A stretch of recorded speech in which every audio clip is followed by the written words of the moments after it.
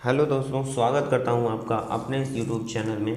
साथियों, आज की इस वीडियो में हम बात करेंगे ट्रिपल सी से संबंधित 30 क्वेश्चंस के बारे में, जो कि लगभग हर एग्जाम्स में पूछे जाते हैं। साथियों, इससे पहले मैं आपको बता दूं कि यदि आप ट्रिपल सी की तैयारी कर रहे हैं या फिर करने की सोच रहे हैं तो इस चैनल को सब्सक्राइब कर लें। साथियों, इस चैनल पर आपको ट्रिपल सी से संबंधित मोस्ट इम्पॉर्टेंट टॉपिक्स और क्वेश्चन आंसर देखने को मिलेंगे, जो कि बहुत ही इम्पॉर्टेंट होने वाले हैं आपके लिए। साथियों, इस चैनल्स पर जो आपके लिए हम वीडियो अपलोडेड करते हैं वो आपके लिए और इस एग्ज़ाम की दृष्टि से बहुत ही इम्पॉर्टेंट होते हैं। तो देर ना करते हुए चलिए शुरू करते हैं अपनी इस वीडियो को। तो इसमें सबसे पहला क्वेश्चन है कि you can add words not available in Word dictionary to. कह रहा है दोस्तों, ये लिब्रे ऑफिस का क्वेश्चन है। इसमें ये बोला जा रहा है कि यदि आप कोई वर्ड टाइप किए और वो आपके डिक्शनरी में नहीं है तो आप उसे कहाँ पर ऐड करेंगे। तो आपके सामने ऑप्शंस हैं। ऑप्शन नंबर ए है my dictionary, option number B user dictionary, option number C custom dictionary और option number D live dictionary. तो मैं आपको बता दूं कि जो लिब्रे ऑफिस है इसके पास अपना खुद का डिक्शनरी है, जिसे हम क्या बोलते हैं, कस्टम डिक्शनरी बोलते हैं। क्या बोलते हैं? कस्टम डिक्शनरी बोलते हैं। और इसी में जो है हम जो वर्ड उस डिक्शनरी में ऐड नहीं होते हैं उन्हें हम इसी में ऐड कर देते हैं। ठीक है, तो इसी के साथ अगला क्वेश्चन नंबर 2 हो जाएगा कि portrait is use to refer to page orientation which is. कह रहा है कि जो है पेज ओरिएंटेशन को संदर्भित करने के लिए पोर्ट्रेट का उपयोग किया जाता है, यानी किस प्रकार के पेज ओरिएंटेशन को संदर्भित करने के लिए हम पोर्ट्रेट का यूज करते हैं। या क्वेश्चन को थोड़ी सा बदल भी सकता है कि पोर्ट्रेट का उपयोग किस प्रकार के पेज ओरिएंटेशन में किया जाता है। तो जैसा कि आपको पता होगा कि लिब्रे ऑफिस में 2 प्रकार के ओरिएंटेशन है। पहला है पोर्ट्रेट और दूसरा है लैंडस्केप। क्या है? लैंडस्केप। पोर्ट्रेट जो होता है वो हमारा वर्टिकल होता है और लैंडस्केप जो होता है वो हमारा हॉरिजॉन्टल होता है। यानी अगर हमें हॉरिजॉन्टल पेज चाहिए तो हम लैंडस्केप का प्रयोग करेंगे और वर्टिकल चाहिए तो हम पोर्ट्रेट का प्रयोग करेंगे। ठीक है, तो यही इसमें पूछा जा रहा है कि किस प्रकार के पेज के लिए हम पोर्ट्रेट का यूज करेंगे। ठीक है, तो इसमें ऑप्शन नंबर ए हमारा बिल्कुल सही हो जाएगा, वर्टिकल पेज के लिए। इसी के साथ क्वेश्चन नंबर 3 में क्या कहा जा रहा है कि पासपोर्ट सेवा वेबसाइट है। क्या है? पासपोर्ट सेवा वेबसाइट है। ऑप्शन नंबर ए में हो जाएगा www.passportindia.gov.in। ऑप्शन नंबर बी है www.passportindia.com, www.passportindia.edu, www.epassportindia.gov.in। तो दोस्तों मैं आपको बता दूं कि पासपोर्ट सेवा को अगर आपको एक्सेस करना है तो आप जो है www.passportindia.gov.in पर जाएंगे। तो इस क्वेश्चन का राइट आंसर ऑप्शन नंबर ए हो जाएगा। ठीक है, इसी के साथ अगला क्वेश्चन हमारा है question number 4, ORS stand for. दोस्तों ORS स्टैंड फॉर यानी ORS का फुल फॉर्म क्या है, ORS का मतलब क्या है। तो यहाँ पे ORS का मतलब हो जाएगा ऑनलाइन रजिस्ट्रेशन सिस्टम। क्या हो जाएगा? Online registration system. तो इस क्वेश्चन का सही आंसर जो है ऑप्शन नंबर बी हो जाएगा। ठीक है, अगले क्वेश्चन की बात करते हैं। तो क्वेश्चन नंबर 5 क्या कह रहा है कि उमंग इज इंटीग्रेटेड विद, यानी उमंग किसके साथ एकीकृत है। तो दोस्तों मैं आपको बता दूं कि उमंग जो है वो आधार और डिजिलॉकर के साथ एकीकृत होता है। किसके साथ? आधार और डिजिलॉकर के साथ एकीकृत होता है। ठीक है, इसी के साथ अगला क्वेश्चन है हमारा question number 6, which box overflow email generally. दोस्तों इस क्वेश्चन को पहले आप ध्यान से समझ लें कि यह कह रहा है कि ईमेल के साथ कौन सा बॉक्स ओवरफ्लो होता है, यानी कहाँ पे ईमेल शो होता है। थोड़ा सा क्वेश्चंस को जो है घुमा दिया गया है, इसलिए समझने में थोड़ी प्रॉब्लम हो सकती है, बट समझना पड़ेगा आपको क्योंकि ये सब इंपॉर्टेंट क्वेश्चन है। अगर एक भी मिस कर दिए तो आप समझ लीजिए कि आप अपने एग्जाम के लिए थोड़ा सा पीछे रह जाएंगे। ठीक है, तो यहाँ पे इस क्वेश्चन का जो मतलब निकलने वाला है वो होगा कि ईमेल मतलब प्रभावित करता है, यानी किस, जैसे सपोज दैट कोई ईमेल सेंड कर दिया तो आपको किस बॉक्स में मिलेगा, तो जाहिर सी बात है कि वो इनबॉक्स में मिलेगा। दोस्तों आंसर्स पता है, लेकिन क्वेश्चन जो थोड़ा सा घुमा दिया गया है। ठीक है, इसमें कुछ है नहीं, बस समझना है क्वेश्चंस को कि क्वेश्चन क्या कह रहा है। ठीक है, इसी के साथ अगला क्वेश्चन होगा हमारा, Gmail is software use to. Gmail एक सॉफ्टवेयर है जिसका उपयोग किया जाता है। जीमेल एक सॉफ्टवेयर है जिसका उपयोग किया जाता है। तो जीमेल का उपयोग हम कहाँ पे करते हैं, तो जीमेल का उपयोग हम ईमेल बनाने में करते हैं। क्या बनाने में, ईमेल बनाने में करते हैं, ईमेल को चेक करने में करते हैं। ठीक है, तो यानी जीमेल का प्रयोग जो होगा वो हम ईमेल से संबंधित कार्य के लिए करेंगे। ठीक है, तो यहाँ पे हो जाएगा हमारा चेक ईमेल। क्या होगा, चेक ईमेल। ठीक है, इसी के साथ हमारा अगला क्वेश्चन होगा question number 8, what is minimum age to join Facebook. Friends ये जो है मोस्ट इंपॉर्टेंट क्वेश्चन है, ये बार बार पूछा जाता है। क्वेश्चन नंबर 8 जो है ये बार बार पूछा जाता है कि फेसबुक से जुड़ने की न्यूनतम आयु क्या है। काफ़ी लोग इसमें 18 साल लगाते हैं, लेकिन 18 साल नहीं, यहाँ पे 13 साल है। ठीक है, कि आप अगर 13 साल के हैं तो आप फेसबुक से इजीली जुड़ सकते हैं। ठीक है, इसी के साथ हमारा अगला क्वेश्चन होगा question number 9, when was Twitter launched, यानी ट्विटर कब लॉन्च हुआ था। तो ट्विटर लॉन्च हुआ था 1 मार्च 2006 को। कब हुआ था, 1 मार्च 2006 को। आपको वो याद रखना है, भूलना नहीं है इसको कि 1 मार्च 2006 को हमारा ट्विटर लॉन्च हुआ था। ठीक है, इसी के साथ हमारा अगला क्वेश्चन होगा, हम इसके द्वारा मार्ग और स्थान खोज सकते हैं, यानी we can search routes and place by. हम किसके द्वारा रूट्स और प्लेस को खोज सकते हैं, तो यहाँ पे हो जाएगा हमारा गूगल मैप, जिसका प्रयोग आज बहुत तेज़ी से हो रहा है। ठीक है, क्या हो जाएगा, गूगल मैप। गूगल मैप के जरिए हम रूट्स, प्लेस या किसी भी रेस्टोरेंट या किसी पार्क्स वगैरह को हम इजीली जो है खोज सकते हैं। ठीक है, इसके साथ हमारा अगला क्वेश्चन होगा question number 11, the also called brain of computer system is responsible for processing data, यानी कंप्यूटर सिस्टम का दिमाग कहा जाता है, किसे कहा जाता है, वो आपको यहाँ पे चूज करना है ऑप्शंस में। ठीक है, जो डेटा को प्रोसेस करने के लिए जिम्मेदार होता है, तो सबसे पहले जो कंप्यूटर का ब्रेन होता है वो सीपीयू होता है। ठीक, अब डेटा को प्रोसेस करने के लिए जिम्मेदार होता है, तो डेटा का प्रोसेसिंग जो है वो सीपीयू ही करता है। इसलिए क्वेश्चन नंबर 11 का जो है राइट आंसर हमारा ए हो जाएगा। ठीक है, सीपीयू। ओके दोस्तों, अगर वीडियो आपको थोड़ी सी भी समझ आ रही हो तो कमेंट ज़रूर करें कैसा लग रहा है। ठीक है, और अगर अच्छी लगी तो लाइक करें और चैनल को सब्सक्राइब भी कर लें। इसी के साथ जो हमारा क्वेश्चन नंबर 12 है, बूटिंग मीन्स, बूटिंग मतलब क्या होता है। फ्रेंड्स, जब क्या होता है कि हम कंप्यूटर को अपने स्टार्ट करते हैं तो उसमें जो है उसकी फाइल्स को लोड होने की क्रिया वो बूटिंग कहलाती है। ठीक है, तो बूटिंग जो होता है, यहाँ समझते हैं कि बूटिंग जो होता है वो हमारा 2 प्रकार का होता है। पहला होता है कोल्ड बूटिंग और दूसरा होता है वार्म बूटिंग। दूसरा होता है वार्म बूटिंग। ठीक है, ध्यान रखिएगा कि वार्म बूटिंग को कहीं कहीं पे हार्ड बूटिंग भी बोला जाता है। वार्म बूटिंग को कहीं कहीं पर हार्ड बूटिंग भी बोला जाता है, आपको ध्यान रखना है। कोल्ड बूटिंग जब आप कंप्यूटर को पहली बार स्टार्ट करेंगे, यानी आपका कंप्यूटर बंद है पूरी तरह से, आप स्टार्ट करेंगे तो कोल्ड बूटिंग होगा। और अगर कंप्यूटर आपका पहले से स्टार्ट है, ठीक है, और आप पुनः जाकर कंप्यूटर को रीस्टार्ट कर दिए तो वहाँ पे वार्म बूटिंग होगा।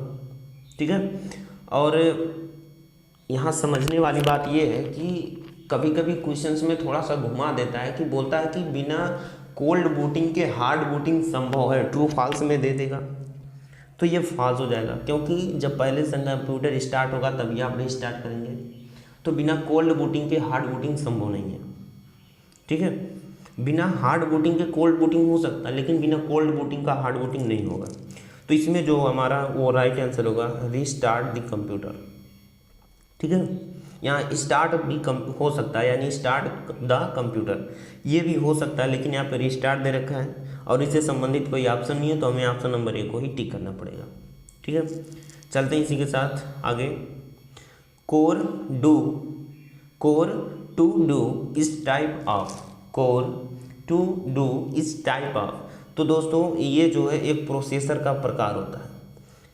ठीक है, कोर 2, कोर 4, कोर 6 ये सब जो है प्रोसेसर के प्रकार हैं। ठीक है, तो इसको आप भूलना नहीं है। ठीक है, यहाँ पे जो है इसका टाइप चेंज भी कर सकता है, कोर 2 के स्थान पे कुछ भी दे सकता है ये, लेकिन आपको ध्यान रखना है कि कोर 2, 4, 6 ये सब जो है ये प्रोसेसर के ही प्रकार हैं। ठीक है, तो यहाँ पे 13 नंबर का जो ऑप्शन नंबर ये हमारा सही हो जाएगा। इसके साथ अगला क्वेश्चन है हमारा कि ऑपरेटिंग सिस्टम का उदाहरण नहीं है। क्वेश्चन नंबर 14 है, क्वेश्चन नंबर 14 है, ऑपरेटिंग सिस्टम का उदाहरण नहीं है। कह रहा है कि इसमें से कौन ऑपरेटिंग सिस्टम नहीं है। तो विंडो ये तो सब अच्छी तरीके से जानते हैं, ये ऑपरेटिंग सिस्टम है। लाइनक्स ये भी ऑपरेटिंग सिस्टम है। मैक ये भी ऑपरेटिंग सिस्टम है। तो इसमें ऑपरेटिंग सिस्टम कौन नहीं है? लिब्रे ऑफिस नहीं है। तो ऑपरेटिंग सिस्टम लिब्रे ऑफिस नहीं है, तो क्या है लिब्रे ऑफिस? लिब्रे ऑफिस जो है वो हमारा एप्लीकेशन सॉफ्टवेयर है। क्या है? एप्लीकेशन सॉफ्टवेयर है। ठीक है, इसी के साथ चलते हैं आगे। क्वेश्चन नंबर 15 है कि is use to configure and identify the hardware in a system. कह रहा है कि इसमें किसका उपयोग सिस्टम में हार्डवेयर को कॉन्फ़िगर करने और पहचानने के लिए किया जाता है। ठीक है, तो इसका जो होगा राइट आंसर वो हमारा ऑपरेटिंग सिस्टम हो जाएगा।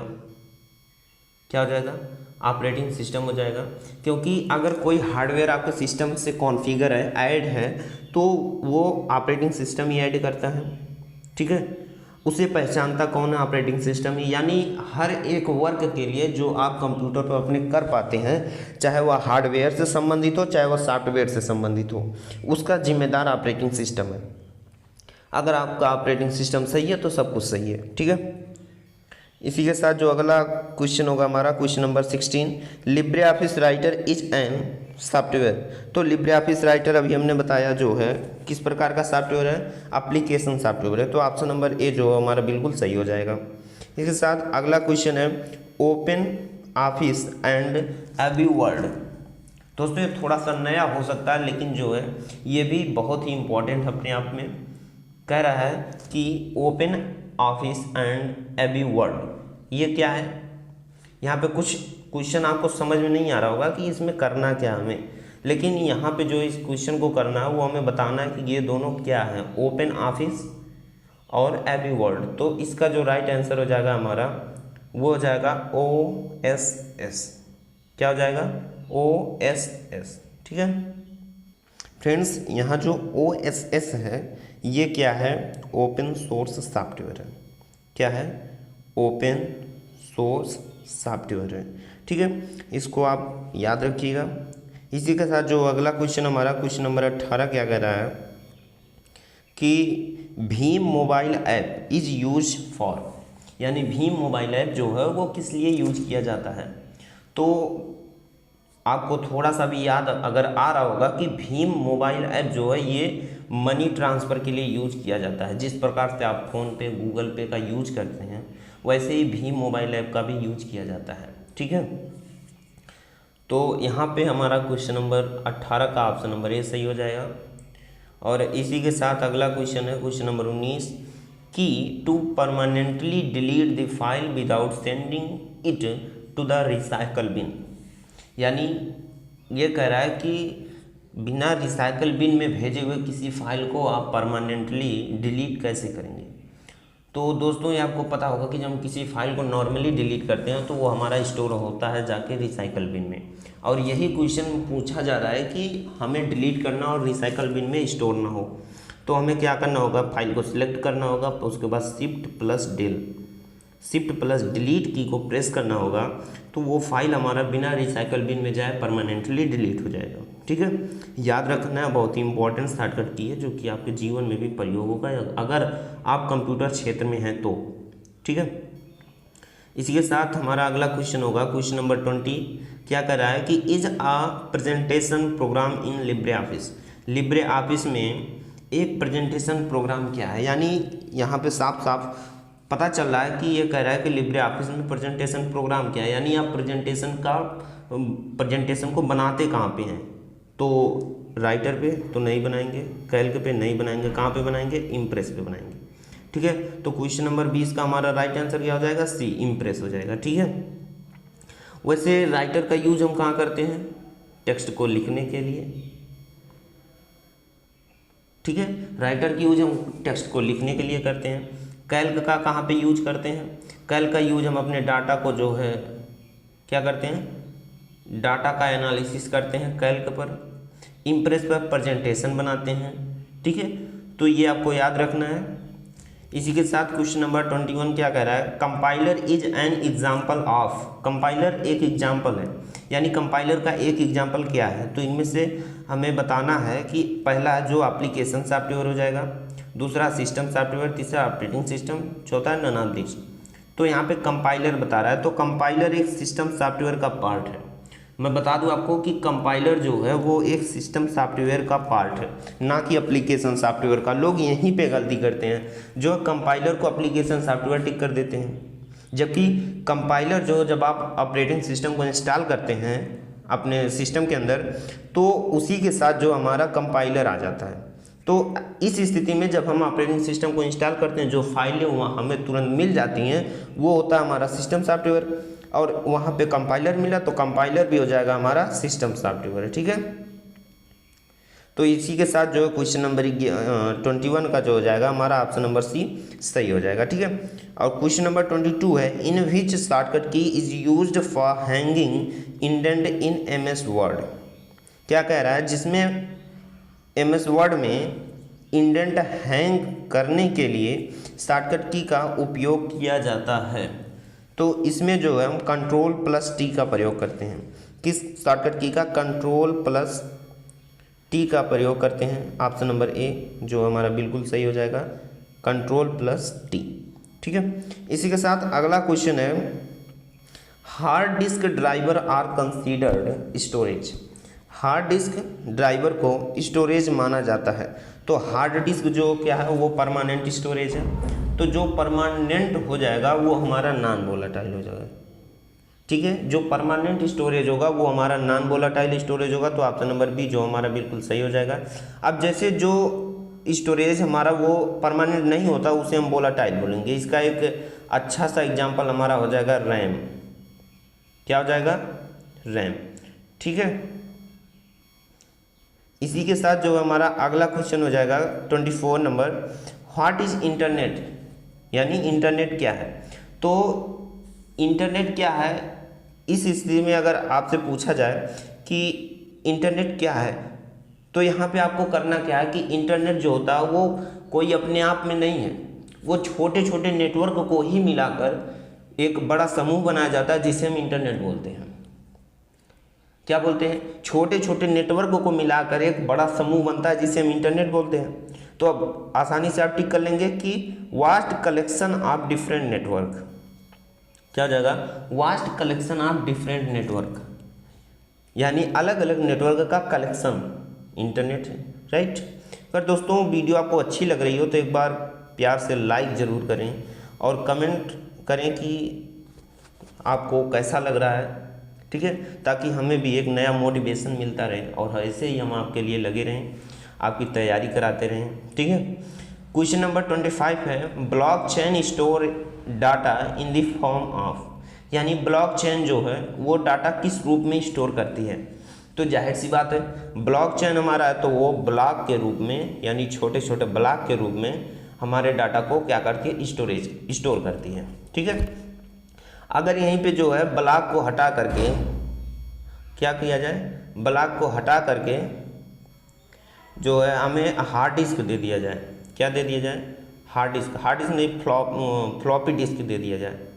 ठीक है, तो फ्लॉपी डिस्क में क्या होगा, फ्लॉपी डिस्क में हमारा ट्रैक और सेक्टर होता है। क्या होता है, ट्रैक एंड सेक्टर होता है। इस फॉर्म में डाटा स्टोर होता है। ये आपको ध्यान रखना है कि अगर ब्लॉकचेन है तो ब्लॉक के रूप में डाटा स्टोर होगा, और अगर फ्लॉपी डिस्क है या हार्ड डिस्क है तो उसमें जो है ट्रैक एंड सेक्टर के रूप में डाटा स्टोर होगा। जितना ज़्यादा ट्रैक और सेक्टर होगा उतना ज़्यादा उसकी कैपेसिटी होगी, स्टोरेज की कैपेसिटी होगी। ठीक है, तो इसका जो सही आंसर हमारा डी हो जाएगा। और इसी के साथ अगला क्वेश्चन हमारा 26, the term designates equipment that might be added to a computer system to enhance its functionality। ठीक है, यानी शब्द उन उपकरणों को निर्दिष्ट करता है जिन्हें कंप्यूटर सिस्टम की कार्यक्षमता बढ़ाने के लिए जोड़ा जा सकता है। तो इसका जो राइट आंसर की बात करें अगर हम, तो यहाँ पे वो हमारा हो जाएगा पेरिफेरल डिवाइस। यानी हम अपने कंप्यूटर सिस्टम में जितने ज़्यादा पेरिफेरल डिवाइस लगाएंगे, बाहरी डिवाइस लगाएंगे, उतना ही ज़्यादा उसकी कैपेसिटी बढ़ेगी। जैसे अगर हमें कोई चीज़ प्रिंट करना तो हम प्रिंटर लगाएंगे, यानी प्रिंटर लगाने से हम किसी चीज़ को प्रिंट भी कर सकते हैं, फैकल्टी बढ़ गई। स्पीकर लगा दिए तो हम किसी भी वॉइस को सुन सकते हैं, फैकल्टी ये बढ़ गई। ठीक है, फिंगर मशीन लगा दिए तो हम फिंगर को भी एक्सेप्ट करा सकते हैं, एक फैकल्टी ये बढ़ गई। तो ये सब जो हमारी पेरिफेरल डिवाइस के अंदर आते हैं, इसीलिए जो है हम टिक कर रहे हैं पेरिफेरल डिवाइस को। ठीक है, अगर कोई कंफ्यूजन हो तो कमेंट एक बार ज़रूर करें, उसका भी निवारण किया जाएगा। ठीक है, फिर यहीं पे आया आपका question number 27, and camera is a peripheral device use to capture still image in a digital format. क्या कर रहा है कि एक कैमरा एक पेरिफेरल डिवाइस है जिसका उपयोग डिजिटल फॉर्मेट में स्टिल इमेज लेने के लिए किया जाता है। तो वो हो जाएगा हमारा डिजिटल कैमरा, क्योंकि एनालॉग कैमरा इस समय अब तो चल नहीं रहा है। ठीक है, और एनालॉग उतना अच्छा भी नहीं था, उससे जो है इमेजेस हमारे जो बहुत ही भद्दे आते थे, जो कि आज के समय में बहुत ही बेहद ही ख़राब माना जाता है डिजिटल के आगे। अब डिजिटल कैमरा आ गया, अब सबको अच्छी अच्छी इमेजेस चाहिए।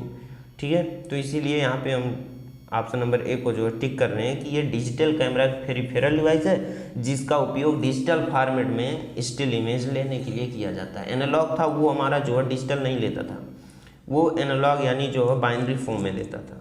ठीक है, उसको जोड़ जोड़ के तब हम फिर इमेज बनाते थे। लेकिन अब डिजिटल कैमरा जब से आया तो ये डायरेक्ट डिजिटल फॉर्मेट में ही इमेज को क्लिक करता है। ठीक है, आगे चलते हैं question number 28, A can make Izar to play game.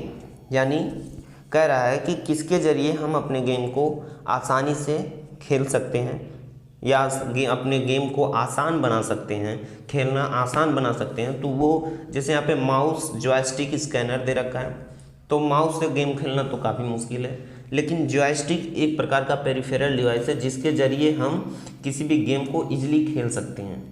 क्योंकि ये जॉयस्टिक जो है, मैं आपको बता दूं, जॉयस्टिक जो है ये पर्सनली गेम खेलने के लिए ही बनाया गया है। ठीक है, यानी जॉयस्टिक का काम केवल और केवल गेम खेलने के लिए ही बनाया गया है, जबकि माउस के डिफरेंट वर्क है, यानी किसी भी चीज़ को क्लिक करना, ओपन करना, सेलेक्ट करना। स्कैनर का काम होता है किसी भी डॉक्यूमेंट को स्कैन करना, राइट। तो इसी प्रकार से जॉयस्टिक का काम केवल और केवल गेम खेलने के लिए ही बनाया गया है, इसको आप याद रखेंगे। ठीक है, क्वेश्चन नंबर 29 है, पैन स्टैंड फॉर्म। यानी पैन का फुल फॉर्म क्या है, पैन का मतलब क्या है। तो पैन का मतलब होता है परमानेंट अकाउंट नंबर। क्या होता है, परमानेंट अकाउंट नंबर। तो ऑप्शन नंबर ये हमारा सही हो जाएगा। इसी के साथ क्वेश्चन नंबर 30 और इस वीडियो का लास्ट क्वेश्चन है, इन window operating system the clock is visible on the. यानी कह रहा है कि विंडो ऑपरेटिंग सिस्टम में घड़ी कहाँ पर दिखाई देती है।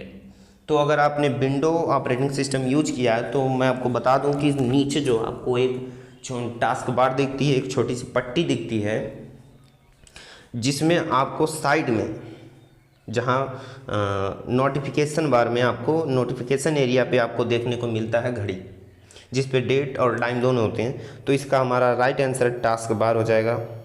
क्या हो जाएगा, टास्क बार हो जाएगा। ठीक है, तो इसी के साथ इस वीडियो को समाप्त करते हैं। और वीडियो अच्छी लगी हो तो एक बार लाइक ज़रूर करें और अपने दोस्तों के साथ शेयर करें ताकि सबकी तैयारी जो अच्छे से हो पाए। ठीक है।